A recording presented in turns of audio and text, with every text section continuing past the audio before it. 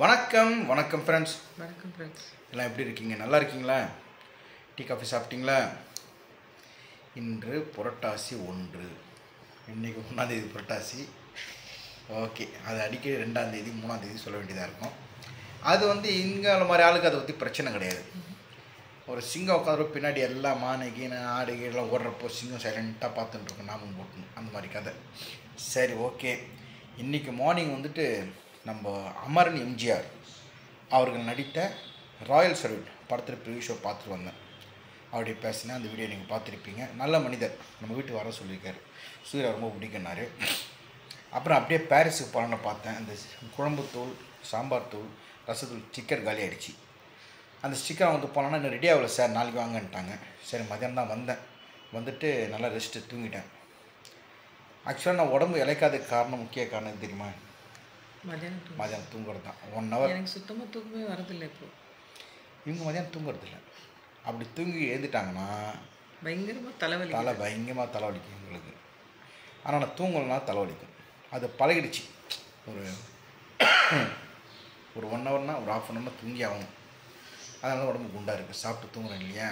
இன்னைக்கு மத்தியானம் என்ன பண்ணியிருக்காங்க காமிலாம் நான் பார்த்தேன். அது ஒன்று சமையல் பண்ணி முடிச்சு ரெடியாக போட்டேன். இன்றைக்கி சாப்பாடு மோர் குழம்பு, ரசம், உருளைக்கிழங்கு, கத்திரிக்காய் போட்டு ஒரு தொக்கு மாதிரி வச்சுருந்தாங்க. வந்தோன்னே பசி. வெளியே எங்கேயும் சாப்பிடல. வெளியே எங்கே சாப்பிட்டாலும் நான் இப்போ சப்போஸ் பொட்டாசி இல்லைன்னா ஒரு பரோட்டா குருமா, ஒரு சிக்கன் குருமா, பரோட்டா சிக்கன் குருமா ஏதோ ஒன்று சாப்பிட்ருப்பேன். ஸோ இந்த பொட்டாசி இருந்தால் நேராக வீட்டுக்கு வந்துட்டேன். வீட்டுக்கு பார்த்தா சரி, வீட்டில் தான் செஞ்சு வச்சுருந்தாங்க. சாப்பிட்டு ஒரு மட்டை ஆகிட்டேன்.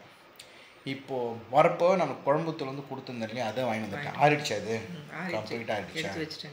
ஏன்னா சூடாக பேக் பண்ணால் கெட்டு போயிடும். அது நல்லா ஆற வச்சுட்டு பேக் பண்ணியிருக்கிறாங்க.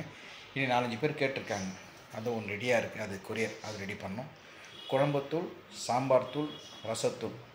நேற்று குழம்புத்தூள் பண்ணோம், முந்தானத்து சாம்பார் தூள் பண்ணோம். இனி ரசத்தூள் நைட்டு பண்ண போறியா? இல்லை, ஆர்டர் வந்த அப்புறம் பண்ணுவாங்க. சரி, ஓகே. இது 2 மட்டும்தான் வீக்லி ஒன்ஸு அது பண்ணிடுறேன். மற்ற எல்லாமே எல்லாரும் ஆர்டர் பண்ணதுக்கப்புறம் ஃப்ரெஷ்ஷாக மேக் பண்ணி தான் அனுப்புகிறேன் எல்லாருக்குமே. கொள்ளு ரசப்பொடி, இட்லி பொடி, இட்லி கொள்ளு பொடி எல்லாம் கேட்குறாங்க. ரொம்ப ரொம்ப தேங்க்ஸ். இது பூண்டு இட்லி பொடி இன்றைக்கி ஒருத்தவங்க ஆர்டர் பண்ணியிருக்காங்க, ஒரு சிஸ்டரு. ஸோ அவங்களுக்கு நான் இன்றைக்கி ரெடி பண்ண போகிறேன் நைட்டு. பூண்டு ரொம்ப ரொம்ப நல்லது உடம்புக்கு. ஆன்டிபயோட்டிக் அண்ட் கேஸ் டிஸ்பர்ஃபார்மன்ஸ் அதில் இருக்குது. ரொம்ப கரெக்டாக. ஆமாம். சரி, ஓகே. வீரத்தழும் பார்த்தீங்களா எங்கள் ஒய்ஃபுக்கு நேற்று நைட்டு குழம்பு. நான் என்ன பண்ணேன், யூஸ்வலாக ஒரு கடாயில் நல்லா அது மிளகா தண்ணியெல்லாம் வறுப்போம் இல்லையா, அதில் வறுப்பேன். அது நிறைய இந்த கையில் ஃபுல்லாக இது சுட்டுக்கினேன் நான். ஒவ்வொரு தடவை பண்ணுறப்பவும் எப்படியாவது கையில் பட்டுடுது, சுட்டுக்கிறேன் நான். அதனால் கொஞ்சம் கடாயை கொஞ்சம் பெருசாக வாங்கினேன். ஸோ நம்ம கை வச்சோன்னா டக்குன்னு அந்த கடாயில் படாது. அந்த மாதிரி பெரிய கடாயாக வாங்கினேன். நேற்று பண்ணுறப்பே நினச்சேன், அப்பா பரவாயில்ல, இந்த கடாய் வச்சதுலேருந்து ஒரு தடவை கூட நம்மளுக்கு சுட்டுக்கலன்னு சொல்லி நினச்சி கூட முடிக்கல, அதுக்குள்ளே கையில் சுட்டுக்கினேன். இந்த கை இந்த இது பிடிப்போம் இல்லையா, அது கறித்துணி பிடிப்போம் இல்லையா, அந்த கடாயை பிடிச்ச பாருங்க, அப்படியே வலிக்கிடுச்சு. அப்படியே கையில் அப்படியே புட்டுடுச்சு கையில். நல்லா. இதெல்லாம் வீரத்தமிழ் அடையாளம். எப்போவுமே ரைட் ஹேண்டு ஃபுல்லாகவே இருக்கும். இன்னும் கூட அடையாளம் இருக்குது. இப்போ கொஞ்சம் கொஞ்சமாக போயிடுச்சு. நேற்று சொன்னாங்க. நேற்று தாங்க நினச்சேன், நான் பண்ணுறப்பே நினச்சேன், அப்பா இப்போ தான் எங்கேயுமே கையில் அடிப்படலைன்னு நினைக்க கூட முடிக்கல. அவ்வளோதான், நல்லா பெருசாக அப்படியே வாங்கிட்டேன். அவ்வளோ கஷ்டப்பட்டு குழம்புத்தூள், சாம்பார் தூள், ரசத்தூள் பண்ணுறாங்க. எல்லாத்துக்கும் கஷ்டம், எல்லா தொழிலும் கஷ்டம் இல்லைங்க. அதாவது நம்ம எதுவுமே எஃபர்ட்டே இல்லாமல் யாராலையும் சம்பாதிக்க முடியாது, ஒரு பிஸ்னஸும் பண்ண முடியாது. நம்ம எஃபர்ட் போட்டால் தான் நம்ம பிஸ்னஸ் பண்ண முடியும். சும்மாலாம் ஒரு பிஸ்னஸ் பண்ணி ஒரு சம்பாதிக்கலாம் முடியும். சும்மாலாம் நம்ம பண்ண முடியாது. எல்லாத்துக்குமே கஷ்டம் இருக்குது. எல்லாமே எஃபர்ட் போட்டு தான் ஆகணும். உண்மைதான். இன்னும் சொல்கிறது உண்மைதான்.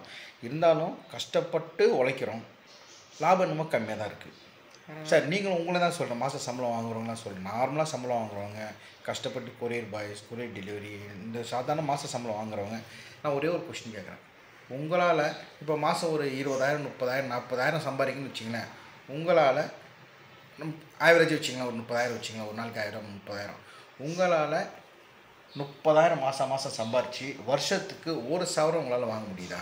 1,000 இப்போ ஒரு சுத்தம் வாங்கவே முடியாத சுச்சுவேஷன் ஆயிடுச்சு. நேர்மையாக சம்பாதிக்கிறவங்க சத்தியமாக வாங்க முடியாது.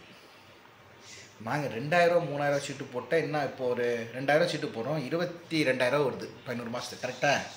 அதில் கால் சாரம் தான் வருது, 2 கிராம் தான் வரும். 2 கிராம் தான் வருது. கூட வருமானு தெரியல. ஆமாம், இப்போ அதான் நேர்மையாக சம்பாதிக்கிறதுனால ஒரு சவரம் கூட வாங்க வாய்ப்பே கிடையாது. நம்ம அம்மா அப்பா தாத்தா பாட்டி அந்த காலத்தில் சேர்த்து சொத்துந்தான் தான் அது வச்சு நான் ஆஹா ஓகோன்னு இருக்கேன். இப்போ இனிமேட்டெல்லாம் ரொம்ப ரொம்ப கஷ்டம். இந்த காலத்தில் வந்து பெரிய பெரிய கம்பெனி பண்ணுற மேபி வாங்கலாம், இருந்தாலும் அந்த வாடகை வீட்டில் இருந்தாலும் சரி கடை வச்சிருக்கணும் சரி வாங்குறது ரொம்ப கஷ்டம். ஆக்சுவலாக இப்போது பொம்பளை பசங்களுக்கு கல்யாணம் பண்ணி கொடுக்குறாங்க இல்லையா, அவங்கெல்லாம் பாவம் எப்படி பண்ணுவாங்க? இப்போ ஒரு சவரம் போட்டு கல்யாணம் பண்ணோன்னா 1 கிராம் கூட இன்னைக்கு கிட்டத்தட்ட 10,000 மேலே ஆயிடுச்சு. 10,200 என்னவோ நினைக்கிறேன். அநியாயம். 1 கிராம் வந்து 10,000 வச்சிங்களேன். 8 கிராம்னா 80,000 ரூபா. 8 கிராம் தரமாட்டாங்க. செய்கூலி, சேதாரம், ஜிஎஸ்டி, சிஎஸ்டி, சர்வீஸ் டேக்ஸு அதெல்லாம் கூட அப்படியே இழுத்து ஒரு இருக்கு, எல்லாமே சேதாரம் அது எல்லாமே சேர்த்தோன்னா ஒன்று வந்துடும். கிட்டத்தட்ட 1 லட்சம் மேலே ஆகிடும். ஒரு சவரம் 1 லட்சம். இப்போ இந்த மாதிரினா இன்னொரு 10 வருஷம் கழிச்சு என்ன ஆகுது? அதனால இப்போ கோல்டு ஈல்டு பசங்க எல்லாரையுமே நல்லா படிக்க வச்சு நல்ல ஒரு இது பொம்பளை குழந்தைங்களா இருந்தாலும் சரி பையனாக இருந்தாலும் நல்லா படிக்க வச்சு அவங்களுக்கு ஒரு நல்ல ஜாபில் இருந்ததுன்னா ஓகே. நம்ம நகைலாம் போட்டு பண்ணணும்னா ரொம்ப கஷ்டம். இப்போ இனிமேல்ட்டு இப்போ பெண் குழந்தைய பெற்று வளர்க்குறவங்களுக்கு இப்படிதான் சொல்லணும், நகையெல்லாம் போட முடியாது, இஷ்டம்தான் பொண்ணை கட்டிக்கோ, இல்லாட்டி கிளம்பு கிளம்பு கிளம்பு காற்று வரட்டும் அப்படிதான் சொல்ல வேண்டிய சூழ்நிலை ஆகிடும். ஏன்னா பொண்ணுங்களை படிக்க வரதே பெரிய விஷயம். அதுதான் நாங்கள் வந்து ஒரே குழந்தையோட நிறுத்திட்டோம். ஒரே ஒரு விக்கி ஒரே ஒரு பையன். ஏன்னா அப்போ வந்து நான் வந்து ஒரு சின்ன ஒரு கம்பெனியில் ஒர்க் பண்ணது, என் சம்பளம் வந்து 650 ரூபா தான். இவங்க ஒரு கம்பெனியில் ஒர்க் பண்ணியிருந்தாங்க, 800 900 ஆகும், 1000 எனக்கு 650, இவங்களுக்கு 850 அவ்வளோதான் என்னோடய சேலரி மேரேஜ் ஆகிறப்போ.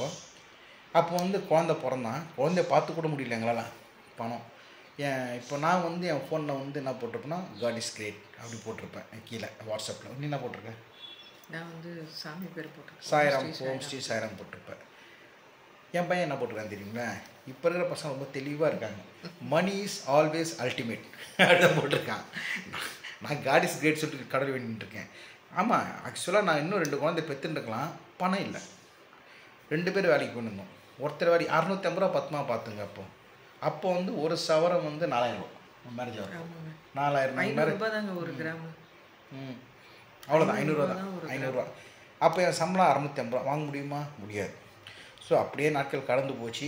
கல்யாணம் 1995 கல்யாணம் ஆச்சு. 1996 விக்கி பிறந்தான். அப்புறம் 2000 பேர எப்போ பிறந்தான்? 2023 ஆச்சு. பேரனையும் பார்த்தாச்சு.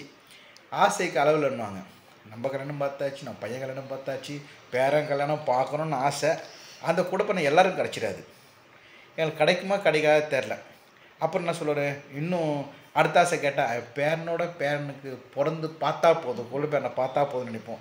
அவர் கொள்ளு பேரனை கல்யாணம் ஆனால் போதும்னு நினைப்போம். ஸோ ஆசைக்கு அளவில்லை. நம்ம இருக்கிறது இருக்காது, நம்மக்கிட்ட எதுவும் இல்லை, எல்லாம் மேலே இருக்கவங்க தான் இல்லையா? வேறு என்ன சொல்கிறது? சரி, ஓகே, ஏதோ பேசணும்னு தோணுச்சு, பேசிட்டேன். மறந்துடாதீங்க, மறுபடியும் சொல்கிறேன், நாம் தான் ப்ரொமோஷன் பண்ணிக்கணும், நம்மளை நாம் தான் வளர்த்துக்கணும், வேறு யாரும் வளர்க்க மாட்டாங்க. நம்மளை மட்டம் தட்டி பேசுகிறதுக்கு பல பேர் இருப்பாங்க, இருந்தாலும் நம்ம உழைப்பை நம்ம பார்த்துன்னு தான் இருக்கணும். சாம்பார் தூள், குழம்புத்தூள், ரசத்தூள், இட்லி பொடி, இட்லி கொள்ளுப்பொடி, ரசம் கொள்ளு ரசப்பொடி, புளியோதரை மிக்ஸ், இட்லி பூண்டு பொடி, பருப்பு பொடி, கருவேப்பிலை பொடி, முருங்கை பொடி, அனைத்து வகையான பொடிகளும் நாங்கள் செஞ்சுட்டுருக்கோம். எங்ககிட்ட வாங்குங்க, வாங்கி சாப்பிட்டு பாருங்கள். நல்லா இருந்துச்சுன்னா தொடர்ந்து வாங்குங்க, சப்போர்ட் பண்ணுங்கள். Thank you so much. எல்லாருமே வாங்கின எல்லாருமே நல்ல ஒரு பாசிட்டிவ் ரிவ்யூ தான் கொடுத்துருக்காங்க, சப்போர்ட் பண்ணியிருக்காங்க. ஸோ அவங்க மேலே எங்ககிட்ட கண்டினியூஸாக வாங்கிட்டு இருக்காங்க. அவங்க எல்லாருக்குமே ரொம்ப ரொம்ப நன்றி. Thank you so much. பாய்.